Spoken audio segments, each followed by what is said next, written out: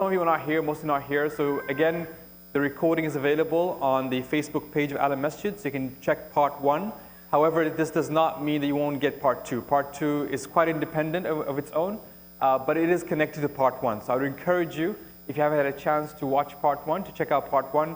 The presentation slides are also sent by email, so you can also go through that with part 1. So today we'll cover 5 main key points. The first one is the value of time in the Quran and Sunnah. How does the Quran and Sunnah talk about time and how we perceive time?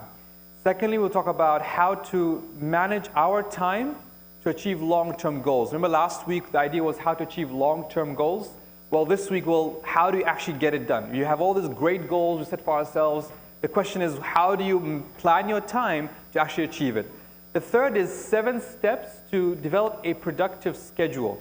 And a lot of things, when you read a lot of these self-development books, it comes down to the daily process. The stuff you do on a day-to-day basis, that's what leads those big life goals. If you write 100 pages a day, within a year's time, you have a book. If you do a little bit of practice here on any particular part of your life, within a year or 2, you achieve a major life goal. So the idea is, how can we develop a productive schedule that will help us achieve those big goals we set for ourselves? That's what we'll cover today, inshallah ta'ala. One of the biggest issues we face in today's world is distractions. We're so distracted. We're overwhelmed by information, by phones, by Twitter, by everything around us. How do you manage our distractions and stay focused to get the important stuff done? And finally, some practical tools. We'll share some apps, some worksheets, some practical tools to actually put things into practice, inshallah ta'ala. So the first one, let's talk about how does the Quran and Sunnah describe time. Now Allah subhanahu wa ta'ala, when He talks about time, He talks about time in a few ways. The most common way is He talks about time as a blessing, as a ni'mah. Allah says in the Quran, وَسَخَّرَ لَكُمُ الشَّمْسَ وَالْقَمَرَ دَائِبَيْنِ وَسَخَّرَ لَكُمُ اللَّيْلَ وَالنَّهَارَ. That He has subjected for you the sun and the moon, and He has subjected for you the night and the day. Now think about this concept. He has subjected for you. Just like He has subjected for you the earth, the animals, the plants, the night and the day. And by the way, when Allah talks about night and day, it's referring to the hourly clock. And when it talks about the sun and the moon, it talks about the months of the year.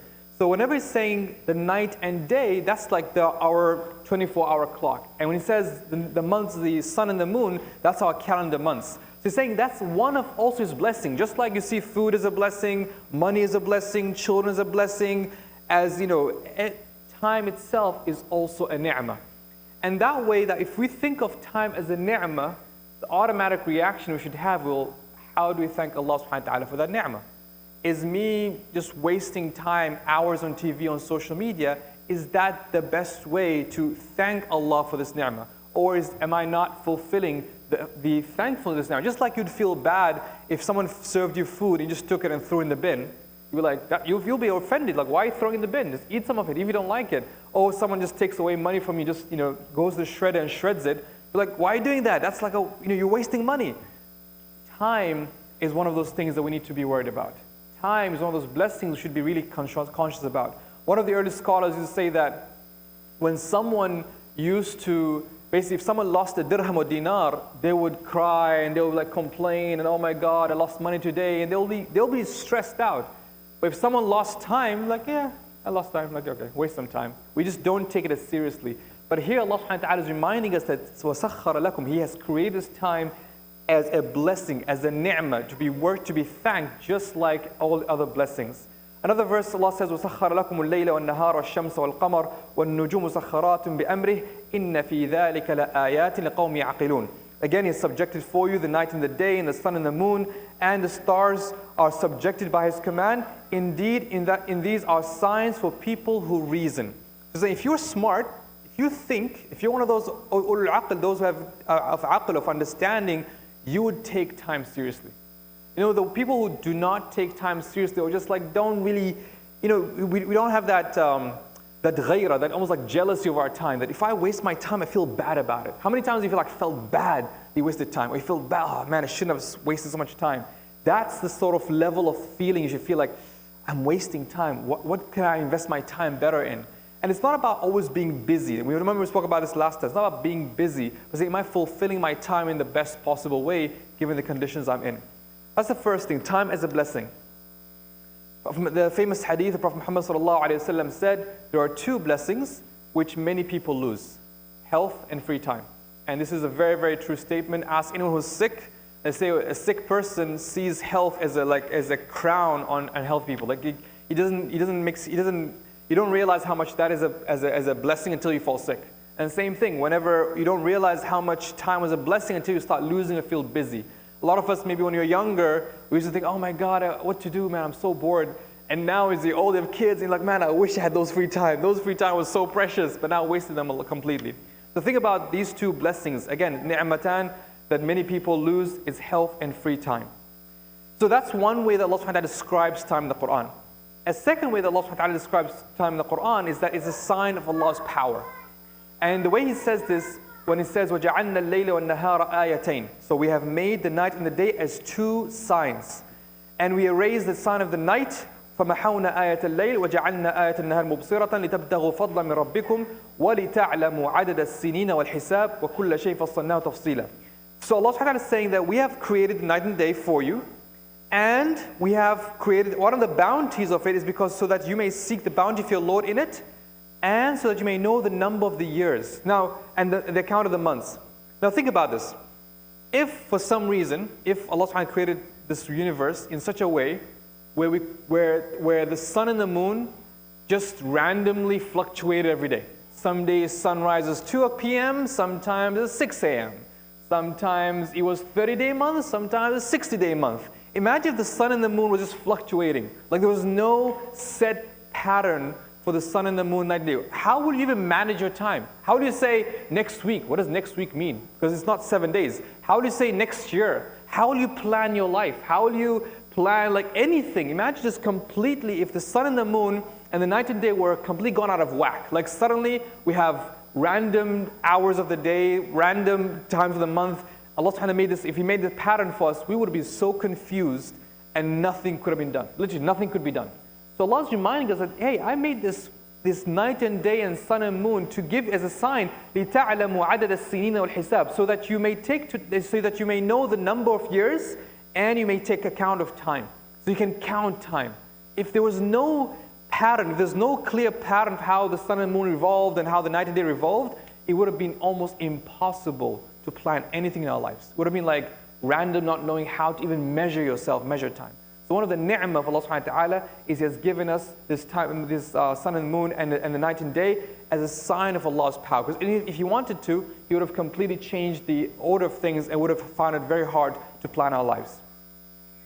And of course, the third thing is Allah subhanahu wa ta'ala vows by time. And Allah subhanahu wa ta'ala does not vow by anything except when it is great. When He says, وَالْعَصْرِ وَالْفَجْرِ وَالضُّحَى وَاللَّيْلِ إِذَا يَغْشَى. All these moments of time, وَالْعَصْرِ, that by the time itself, because the word asr has many meanings. One of its meaning is by the passage of time. One of its meanings by time itself. One is meaning by the time, that afternoon, asr time itself. There's multiple meanings to the word wal-asr, wal-fajr, the early hours in the morning, wal-duha. So He vowed by time. And that, again, that shows you how great and important and time is.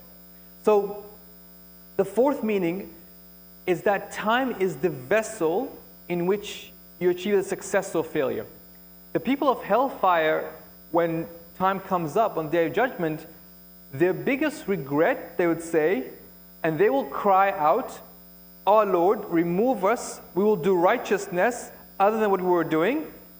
And Allah said to them, "Did we not grant you life enough for whoever would remember?" So it's almost like Allah said, I've given you all the time you needed. I've given you time, but you wasted that time. So time is the vessel where if you do good in it, that's when all good comes out of it. If you don't make the most of it, that's where eternal loss will come from it. And the same thing, people of heaven will be told to them, eat and drink in satisfaction for what you put forth in the days past. Eat and drink in satisfaction for how you spent your time. This is how you spent your time, this is the reward you're getting. So simply how we use our time is what is linked to our akhirah, is what is linked to Jannat al-Firdaus, or to successful failure in the hereafter.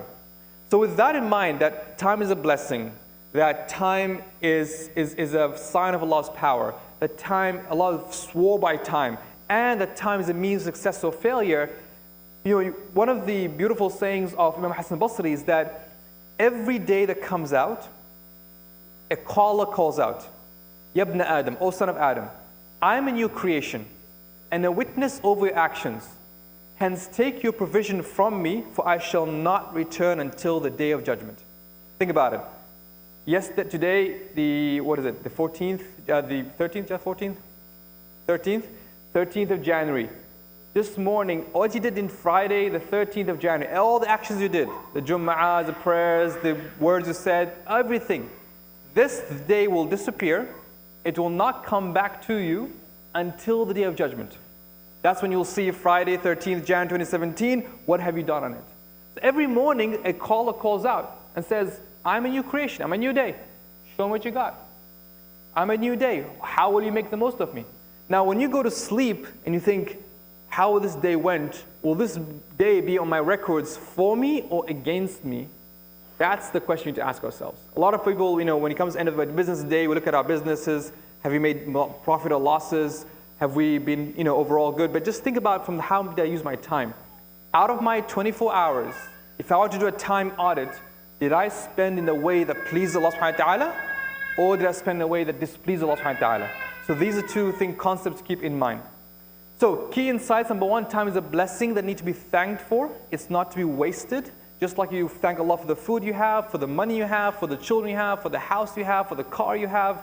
If you feel that time is a blessing, and every tick is a blessing Allah subhanahu has given you.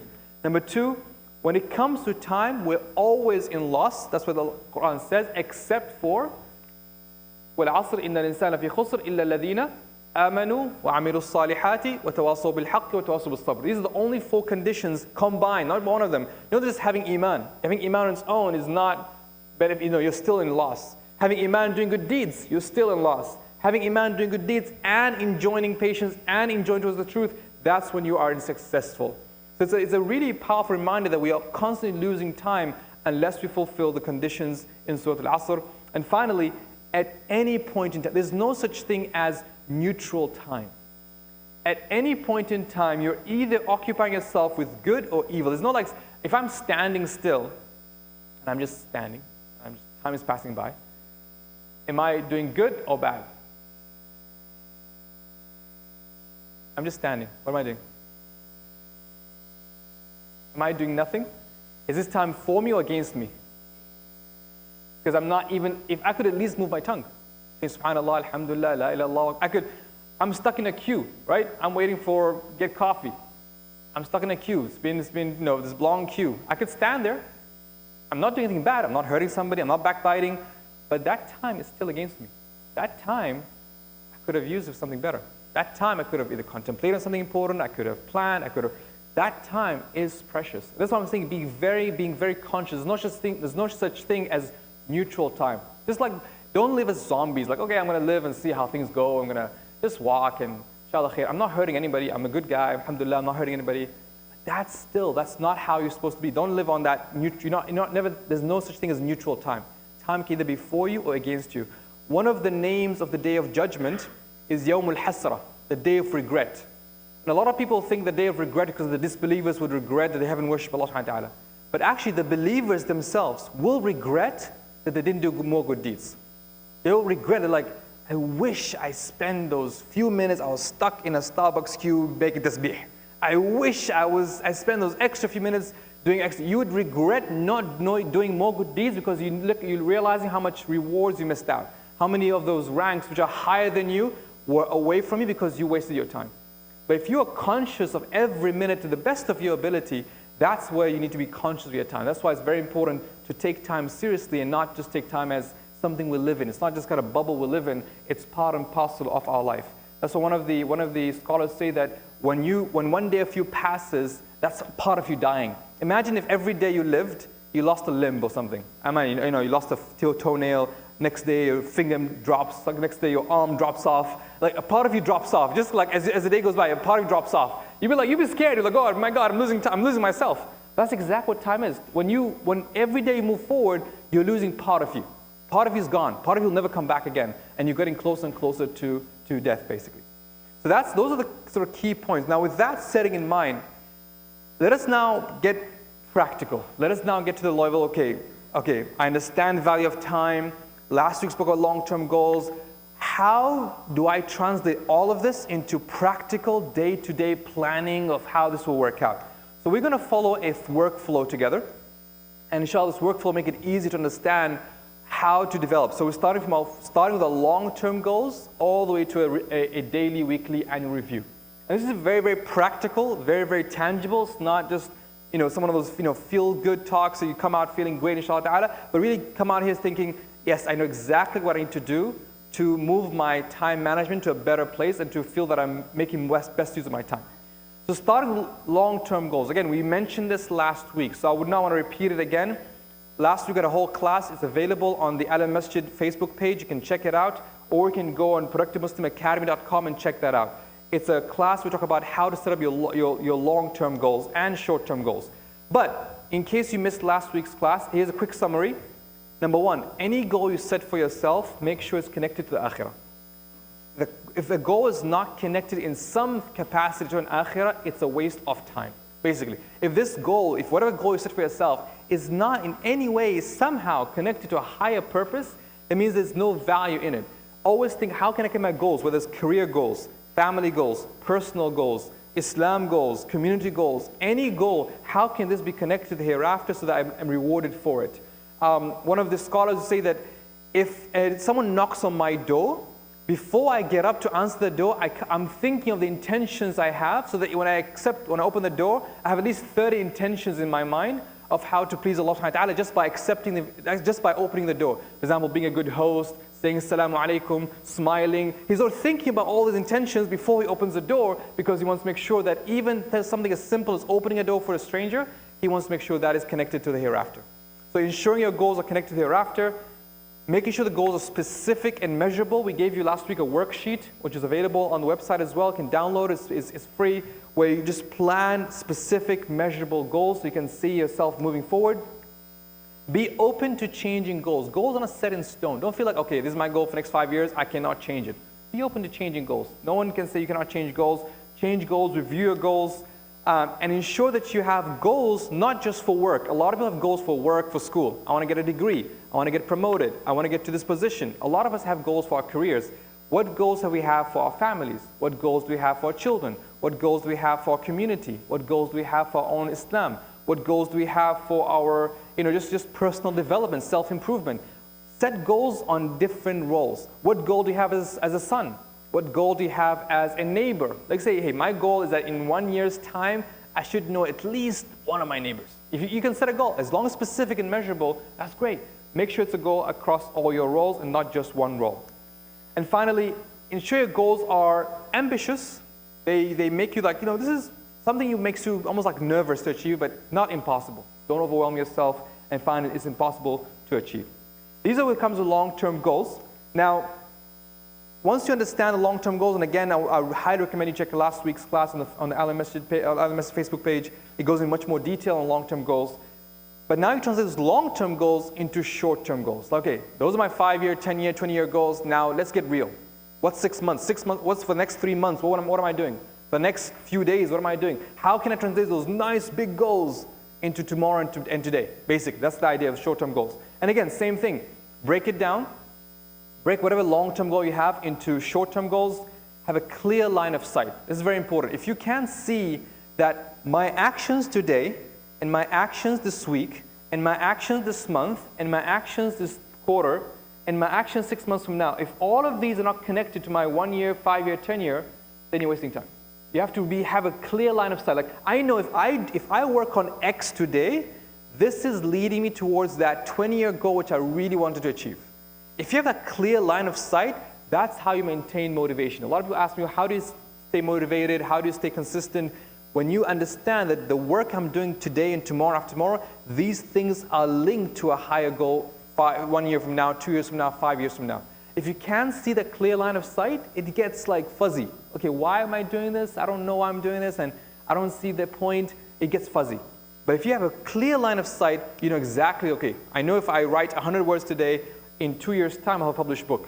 I know if I work on this particular, my business today, in 5 years' time, I'll have a real business. I know if I work on, for example, on teaching myself or my children this many verses every day. I know in 5 years' time I'm having memorized Quran. So you have a clear line of sight from where you are today to where your long-term goals.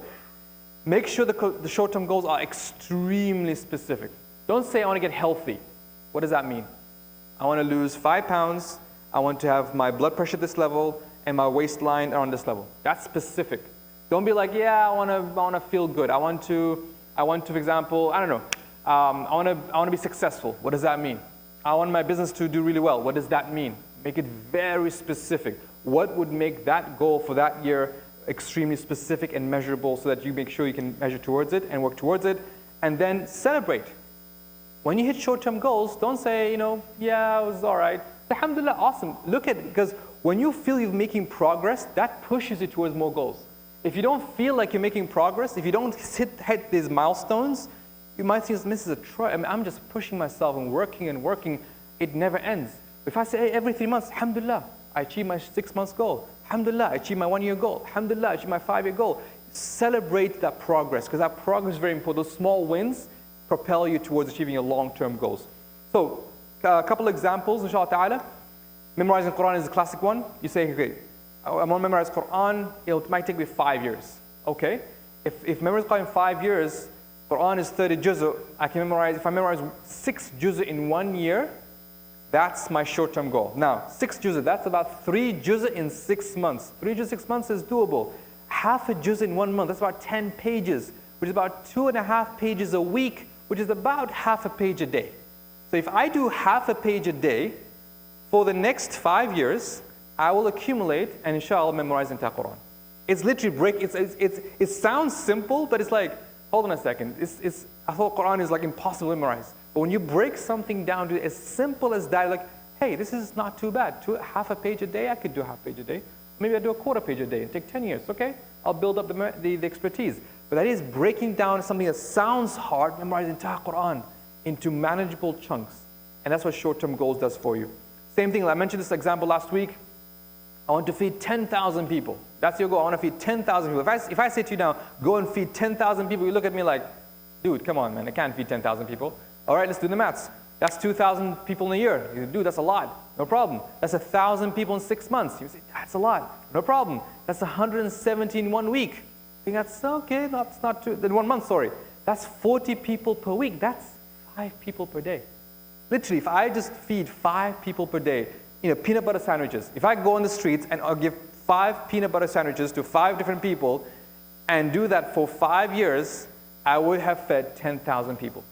I mean, it's about breaking it down at that level. Let's not complicate things. Things are not that hard to master. When you break down, think of any goal, you think this is impossible. Okay, break it down. Give me a goal, break it down into a timeline, and you realize it is very, very doable. You want to build 10 massages? You want to build 10 orphanages? You want to, choose a project and say, I want to do this. Okay, you have enough time and timeline, break it down to small chunks, make it manageable, and you'll see that over time, it's very, very doable. In fact, this 10,000 people, let's say you say you want to feed 10,000 people. You make that your project. What would happen after 6 months is Allah subhanahu wa ta'ala might send barakah to you, and 5 of your friends join you. Say, you know what? We will also join you. Suddenly, what used to be a one-man show or one-woman show is now 5 people joining them. So suddenly, this exponentially, you have more people. You're feeding more people because of your action. Because people start helping hand. There was a guy last year.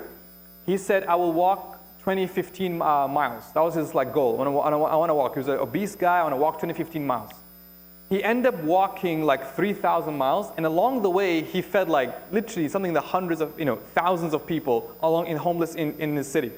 Just by saying, here's my goal, here's how specific it is, I'm going to do 5 miles a day or 10 miles a day, and along the way I'm going to feed X number of people.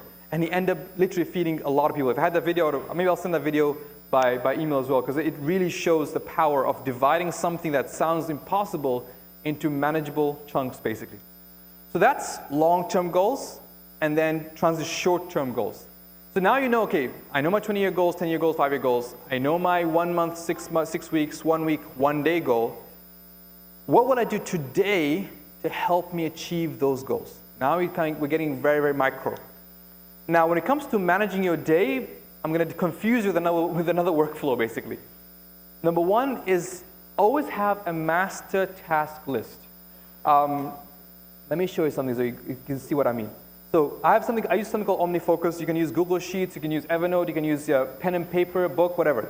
This is like all the goals that I have, all the projects that I have, and all the tasks. So this is a master task list. Anything I have to do in my work, Productive Muslim, anything that I have to do is all here. So it's a master task list. Even things for home, things for family, it's all in this one big list. The benefit of doing that is that every morning or every week, I can highlight what would I work on today. So out of this big list of to-dos I got to do, what will I work on today which will move me closer, even 1 inch closer towards my goals? Maybe that half a page of Quran, if I do today, that'll move me close to my goal. Maybe exercising for half an hour, that'll move me towards my goal of losing weight. Maybe that sitting down and reading the 5 pages of self-improvement, that will move towards my goal of personal growth. Maybe that half an hour of sending emails for my social project, that'll move me another 10 inches. So it's about making, out of all your big lists, all your to-dos, that's the important stuff, what are your MITs, my most important tasks? Once you know what are my MITs, if you wake up in the morning, what is my MIT today? What's my most important task today? And this is a great way because sometimes we go through our days, and by the end of the day, it's like, what did I achieve today? I have no idea. Like, what was I supposed to do today? I was so busy, I don't feel like I've done something important. Now, instead of doing that, imagine you wake up in the morning, okay, I have 3 most important tasks. If I get these done, this was an awesome day. By the end of the day, you look back, alhamdulillah, yes, I was busy and everything, but those 3 things, I got them. Those 3 things, I achieved them. So now you feel like, okay, I'm making progress. Yes, I might be busy in calls and emails and blah, blah, blah, but those 3 things which are linked to my long-term goals, those 3 things are actually making sense. I'm actually moving forward. I've achieved them today, and therefore tomorrow, what will make tomorrow successful? What are my 3 MITs for tomorrow? Imagine every day getting 3 important things done. Like it's out of your list, and knocking them out. Slowly, over 1 month, over 1 year, over 6 months, you'd be amazed at what you achieved. That's why they said it takes 10 years to achieve overnight success.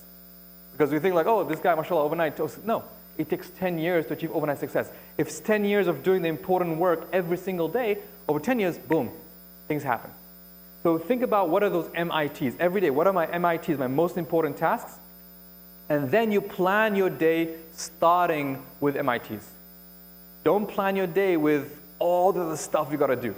Plan your day starting with the MITs, the most important tasks, and then fill the rest of the day with all the other urgent stuff, the calls, the emails, the driving, all the other stuff, plan the rest of the day, and then do a daily review at the end of the day and decide on what your next day's MIT is. Any questions so far? Good? Yeah.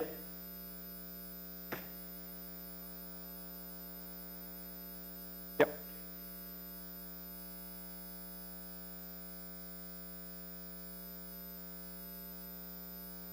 Good question. So when you set up goals for a group or community, number one is you're hoping that everyone takes responsibility for the tasks assigned to them. And you say, what are your MITs? You come with like, what are the things you need to work on? What are the things I need to work on?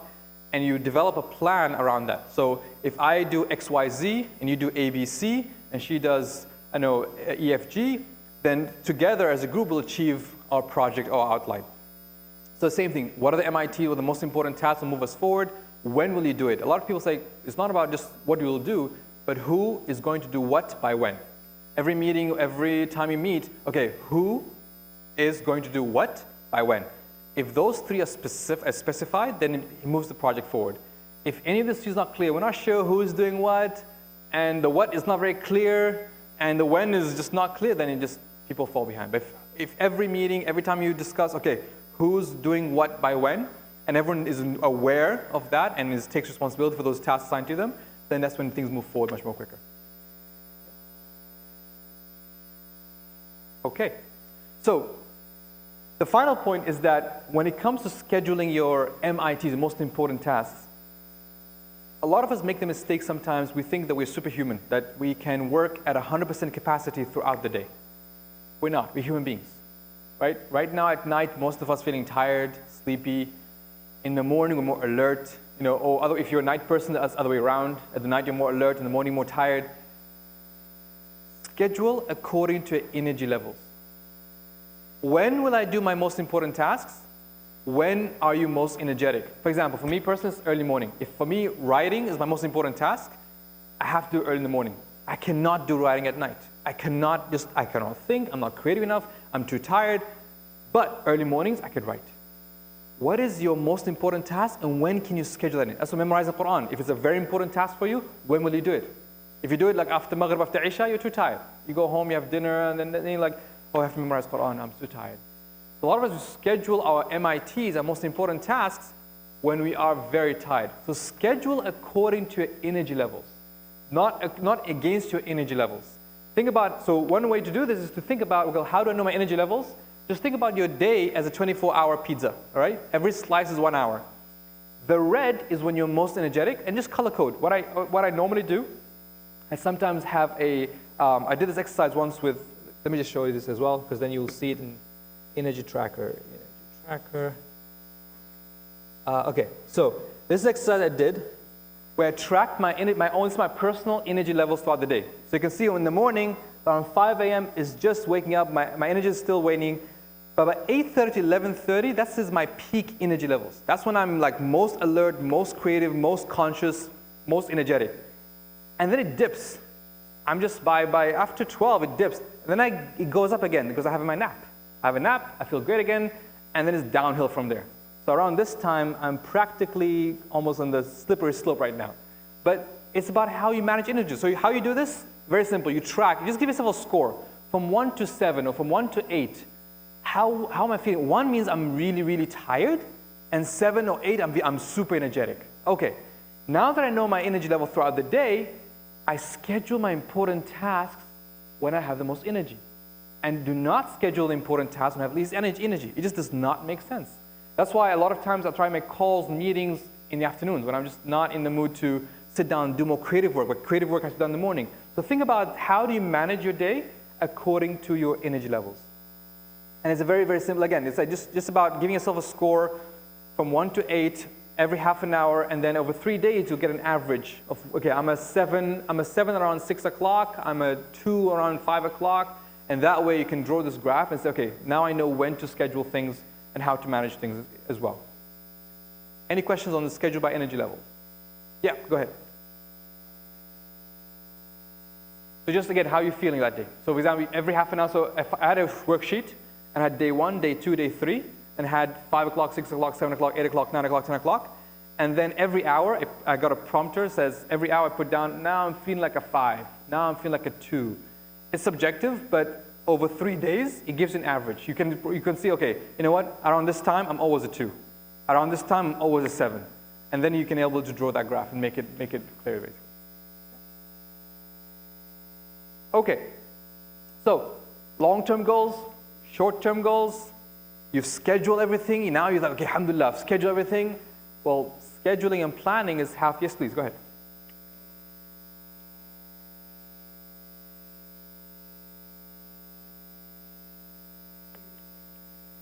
Good question, we're coming into that now, right now.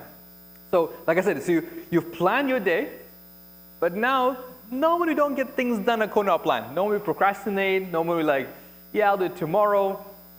So how do you take action, which is the next point. How do you take action? So the key tips to focusing, again, we have a whole class on focus management, which is like a whole 1 hour class, but I'm going to share 4 points. Number 1, remove distractions. When you work on your MIT, sometimes I do this, literally, when I'm having an MIT, I would literally remove everything from my desk, I put it on the floor. And there's nothing on the floor, nothing on the table, except for that, maybe my laptop or that one thing I need to work on. So remove all distractions. Even sometimes my desktop, I clear it. There's an app here which I use for writing. Hold on. This app is called distraction-free writing software. This one turns the whole screen blank, and this is what I use basically for writing articles, for writing my book, everything. Everything goes blank, and I can't see anything except for this, just like my text. This helps me focus. So think about, how do I practically remove distractions? Any distractions, whether it's if I'm using my laptop, distractions away from my laptop. Turn off notifications, turn off my phone, put my phone in a drawer. By the way, never, ever, ever put your phone facing down. If you put your phone facing down, guess what? There'll be a nagging feeling You check your phone every 10 seconds. I just want a quick glance. That quick glance, every time you do that, that's basically distraction. And that's you want to be completely distraction-free. So remove all distractions externally, internally. Internal distractions, what I mean by them is, for example, let's say you have thoughts in your head. Let's say you have something is bothering you. You're upset about something. You had a fight with your boss or something, and you're upset about that. So you can't work when you're upset. Your mind is thinking and you're upset. Write it down. Just put it externally. Just write it down. Calm yourself down somehow. Go pray 2 rak'ah, make dua. Just put it down, because otherwise you will not be able to focus. So remove all distractions, external and internal. Again, normally there's a whole 1-hour class on just removing distractions, but that's the basic premise. How remove distractions. Anything that's distracting you is not worth it for you to be there. Second one, most people's attention spans are between 25 minutes to 90 minutes. That's on a good day, right? A lot of us 5 minutes, 10 minutes, but if you're a good day, it's 25 minutes to 90 minutes. So if you find yourself really finding it hard to focus, use a timer, and this is how you beat procrastination. Use a timer saying, what? I'm going to, for 25 minutes minimum, it's called Pomodoro technique. For 25 minutes, I'm going to focus on a single task without being distracted. So for example, let's say you have a report to submit to your boss. Let's say you have to memorize Quran. Let's say you want to do something very, very important for us. Read something is important to you. It's an important task. But you're just so distracted. You're just procrastinating for hours. The whole day is passing you procrastinating. So you know what? That's it. I'm done. Let me remove stuff off my desk. I put a timer for 25 minutes. And I'm going to sit down and focus on this one task. I'm going to sit down for 25 minutes. And I will not move. I don't care if I'm going to sit and stare at my laptop or my book for 25 minutes. I'm going to do it. And then, after 25 minutes, take a break. 5-minute break, 10-minute break. Do whatever you want. Go have tea. Go for a walk. Don't check Facebook. Do everything else, and then come back and say, okay, another 25 minutes, and you focus again. It's called Pomodoro technique. You can check it out. It's called P-O-M-O-D-O-R-O, Pomodoro. It's developed by psychologists to help people fight procrastination. There are even apps for it. You can go for, if you're a Mac person, it's called Be Focus Pro. So this one literally, you put the task in, you put what task in, it sets the timer, and then let's say whatever, and then the time will kick in. And then as soon as the time is over, it will buzz. Your time is up. And then you start another task again. And that way, at the end of the day, you look at how many Pomodoros I do. 1, 2, 3, 4, 5, 6, 10, 0. It's a good way to count how much progress you've made that day. These are practical tips, but they work. Again, these are techniques, tactics, they work. So try them out. Again, unless you try them out, you won't see the benefit of these.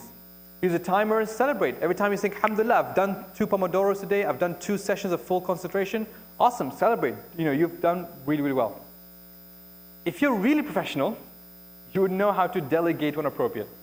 See, the people who know how to leverage their time are not those who are busy doing work. Those who are really smart with their time, they know what they should do personally and what they should delegate. Am I the best person? I remember once my boss, I used to be a risk management officer, so I used to work on risk management policies for my bank and everything. After a while, one day I did this whole risk management policy, it took me months to prepare, and then my boss said, oh, great job, can you just do some formatting of this document? I'm like, I'm going to spend 2-3 hours formatting a document? Is that the best use of my time? No. So I literally outsourced it. I found somebody online, paid me $30, within 24 hours they got beautiful, well-formatted document, and I came back and handed to my boss, said, you know what, I did not do the formatting, I actually outsourced it because that's some of the best use of my time. It's like, okay. So think about, is this the best use of my time? Am I is right now checking emails, is this the best use of my time? When you ask that question, that's when you realize I need to delegate some stuff. It's not about being busy to being busy. People say, oh, alhamdulillah, I was really busy today. That's not a badge of honor. The badge of honor is, did I get important tasks done that are linking to my long-term goals? And the more of those important tasks you get done, and the less of those just random tasks which just take time without making the most of it, that's when you don't move far in life. You always get stuck with that rat race. You're always running after the rat race. You don't feel you're out of that rat race. Any questions?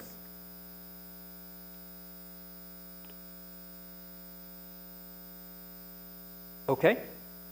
So you can take this class. It's on available on productivemuslimacademy.com. It's a whole class on how to develop your focus in this age of distraction. It's like a 1-hour class that goes in much more detail and the nuances of focusing, basically. So, long-term goals, short-term goals, you've scheduled your day, you're taking action, you know how to focus and beat procrastination. Now it's about automation. How can I automate? See, we are creatures of habits. If we can automate our routine so that we're always getting important tasks done, so that we're always doing the important things first, so that we're not every day having to decide, am I going to memorize Quran or not? Am I going to write today or not? Am I going to focus today or not? If you can automate a lot of these decisions, that's when you reach a whole new level of productivity, because it's not about just every day getting things off your to-do list, but now you're automating it. So now you're almost like it's part and parcel of your routine. You know that Mondays, Thursdays, and Fridays, you're doing X, Y, and Z, and Thursday, Friday, Saturday, you're doing A, B, C, and on our overall, you know, this is all helping me to achieve my goals faster and faster and faster because I've automated my routine. It's not like every day I have to decide what should my routine look like today, or what my routine should look like tomorrow. You're trying to automate that. So 7 steps to build a productive routine.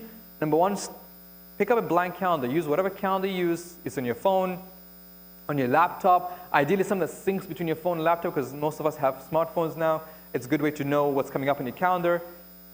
Add salah times first.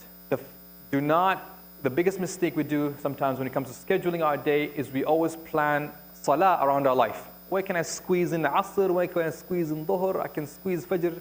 No, you want to build your day around salah time. Literally, the salah is like those keystone moments, and then everything else adds on top. And that's when you know you don't miss salah. That's when salah becomes the center of your life, the center of gravity for your life. Start with salah time. That's how that's how you build that. You really your life is centered on salah instead of the other way around. And then add the important things: self-care, sleep, nap, meal times, shower, all those things that are important, right? You need to sleep, you need to nap, you need to have food, you need to take care of yourself. Block those in. So just literally build them into your calendar so that you know when you're going to do them. And then, of course, block time for family. Again, life gets overwhelming if you don't add at least weekly family time or some kind of family time on a daily basis, a weekly basis. Your days get squashed. Add appointments and meetings. All right. So now we put, okay, what are those things that cannot be moved? Appointment with a doctor, appointment with my boss, appointment with my team. Now that you know this is called your hard landscape. Prayer time, sleep, nap, family, appointments. These are your hard landscape. These are stuff that you cannot change. You cannot move around that much. These are almost like fixed in your calendar. These are the stuff that occupy the most space. Now with that built, okay, when will I do my MITs? When will I do my most important tasks? And you sort of schedule that in, and then you review weekly basis. Some key points, like I said, plan your life around salah. Keep evenings free, ideally, except for reading, if you want to do, especially if you're someone who's a morning person. Schedule MITs according to energy levels, spoke about this, and you leave buffer days. This is a very important concept. When you drive a car, you don't drive a car really close to the person in front of you, right? Why?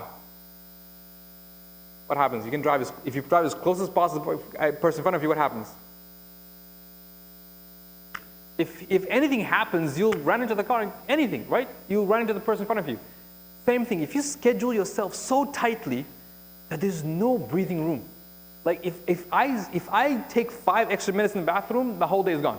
If some guests come over or my kid falls sick or something, then my whole thing is messed up, then I'll find it difficult. Put buffer days. So what I recommend is plan your, let's say, Monday, Tuesday, Wednesday, and keep Thursday and Friday relatively free. And then if anything happens on Monday or Tuesday that throws off your day, you have backup days. You don't feel like I'm so tightly squeezed, and at the end of the week you think, oh my gosh, this whole was so stressful because I feel like it was so tight. Plan it where you have some breathing space, even between your tasks. Leave a gap of half an hour between tasks. Just in case, maybe your previous task overruns. Maybe someone comes for a chat with you. Leave some buffer space between your days, between your tasks, and you'll find it much more not breathable to get things done, instead of being so tight and always stressed. A lot of times stress happens why? If I wake up in the morning and I say, tomorrow or today, I'll do A, B, C, D, E, F, G. That's my plan. I'll do A, B, C, D, E, F, G. And subhanAllah, I only got A, B, C done. How will I feel? Disappointed, stressed, feel like a failure? Now, Instead, say today, I'll do A and B. But subhanAllah, I got A, B, C done. Same thing, both days exactly the same. I got A, B, C done both days. But because when reality exceeds expectations, that's when we feel like we're stressed. Like, when expectations exceed reality, when our expectations exceed what we can do in reality, that's when we feel stressed. Like, I was supposed to do all these 10 things, and I only got 2 things done. But when expectations is less than reality, when you try to manage where I'm gonna do these 2-3 things, and subhanAllah, I got 4 or 5 things done, I feel great. So always manage your expectation, because that's the reason a lot of people get stressed about time management. It's not about how much you can do and how much you can fit in, but how you manage expectations versus the reality. If you cannot do more than X, Y, Z, that's your capacity. Think about ways to improve your capacity, your function, your system, but that's your capacity. So build around that, inshallah ta'ala. Any questions on this one? Okay. So again, there's another class on habits and routines on Productive Muslim Academy as well. So you have your goals, you have a short-term goals, you have your day, you take action, you automate the routines, and the last part of this is you start reviewing yourself. At the beginning of each day, like I mentioned, what are my most important tasks? At the end of each day, how did I spend my day? Was it a successful day? Did I achieve my most important tasks? How would tomorrow be better? At the end of the week, the weekly review. This is very important, weekly review. Look at all your master tasks. What tasks have you achieved? What tasks you've not achieved? Look at your calendar. Give yourself a weekly plan and routine. End of the month. Am I on track with my short-term goals? I had a 3-month goal to achieve X, Y, and Z. Did I achieve that? Am I getting closer? End of the special occasions. Ramadan is a good time as well. Look at your long-term goals. These are my 1-year, 2-year. Am I on track with these, or are these over the whack? So these are your 5 review touch points. And that's when you give yourself a feedback loop. Those in the IT would know the feedback loop is very important to help you improve in the software. This is your feedback loop. To know that, am I managing my time properly on a daily basis, on a weekly basis, on a monthly basis, on an annual basis? You need to have special occasions. You block time out. In your calendar, it says weekly review, monthly review, annual review. Just literally block them time out and sit and think and plan. Like I mentioned last week, if you don't plan and think, time will fly and you will not feel that you've made the most of your time. So that's the time management workflow. That's how you start from something like long-term goals, which seem almost impossible to achieve, into day-to-day action, into this automatic routines, and then you sort of repeat the process over and over again. And that's how you build a successful life, whether it's balancing your spirituality, your physical well-being, your social, your family. It comes down to what we spoke about last week, coupled with the actions you take this week. Any questions so far? Okay, finally, just tools and apps to help you with time management. These are tools that you can use. Again, these are 2 tools we have on Productive Muslim website called the Daily Taskinator and the Weekly Taskinator. One is a daily planner, one is a weekly planner. If you go to the Productive Muslim website, you can download this worksheets for free, just under the resources section, and you'll see explanation how to use them. These are tools just to practice this weekly planning, daily planning. So try them out and see if they work for you. If you don't like the tools or you prefer other tools, I follow this guy called davidseif.com. He's mashallah, a super nice guy. In fact, 2 Ramadans ago, he made a special worksheet just for Ramadan. I actually spoke to him and he did a special worksheet just for Ramadan. And he has some really cool tools. My favorite one is the one called the Task Order Up menu. Now, you've seen chefs in restaurants, right? The way chefs work in restaurant, where the waiter comes to you, takes your order, and puts on a slate, right? It says, chef, order number 2, order number 5. And what does the chef do? He takes one order, he looks at it, prepares the meal, passes on, takes another order, and works on the same thing. You can do the same thing with your tasks. I used to do this when we used to work in my risk management job. My boss would call me, and I would fill up these slips, this like small slips. Okay, you need a report on the latest project. When is it due? What are the steps? Okay, sure, no problem. And then the email comes in. I'll print that email, and I'll put another slip attached to it. And then I have these stacks of slips of paper. I know exactly what task, due when, what are the steps, and it's great to see visibly the work you're doing, especially those who work in office. Sometimes when you work in office in a knowledge environment, you have no idea how to measure your progress. But when you see okay, today I did 15 orders, today I did 10 orders, today I moved this project 3 steps ahead, it feels great. It feels like you're moving forward. So this is a great tool. Try it out in your office. It's a lot of fun. I actually enjoy doing this task. Other apps we use, so again, calendar app, something that syncs with the phone. Pomodoro, we mentioned earlier on. Somebody puts a timer on your app for 25 minutes. Rescue Time. Rescue Time is quite a scary app. I don't like to use it much. But what Rescue Time does, it sits on your computer and it tracks everything you do, right? So this is like, it just tells you, you've spent 15 hours on Facebook.com. You spent 10 hours on Gmail.com. You spent 3 hours on Microsoft Word. You spent 2 hours on PowerPoint. And it sends a report end of the week. And it's hard to look at that report. I'm telling you, it's painful because you're like, wow, I thought I was productive. And then you realize you spent hours on emails or hours on, so it tracks your, what software you're using the most and how many hours spending on it. And in fact, if you leave your desktop and you come back, it pops up, where were you? Like, I was praying. So you put praying, it's okay, you've spent 3 hours praying last week. It's a great tool. If you're spending a whole day on your laptop and your computer, it's a great tool to give you. But don't do it for more than 1 week. It's very depressing. So I would recommend you do it once and just get a slap to see how much you're using your time and make you realize that you could develop your time and helps optimize it. Okay, what am I wasting too many time on meetings? Am I wasting time on other parts? And make that happen, inshallah ta'ala. Okay, so wrapping up. I'm hoping that inshallah ta'ala what I've shared from last week and this week was sort of useful and practical. And again, I know there's a lot that I've shared, and you can always watch the videos on the Facebook Live page, and there's presentations on the Academy. But just take one thing. Anything from this week or last week? Just one thing. Say, you know what? I like that idea. I will work with that idea. That thing about buffer days, I'll start with that one. Or that thing with planning my day, I'll do that. Focus on one thing. Don't overwhelm yourself. Don't feel like, oh my God, it's too much to change. Start one thing only.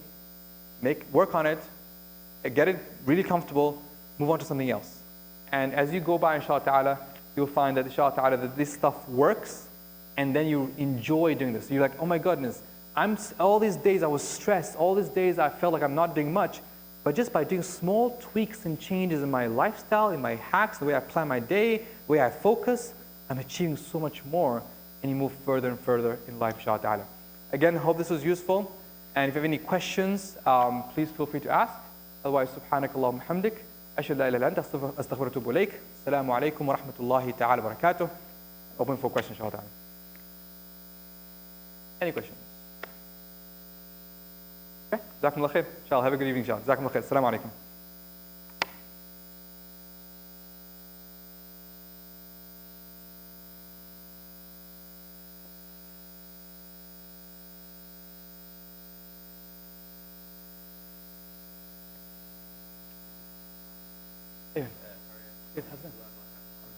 Appreciate it. No problem.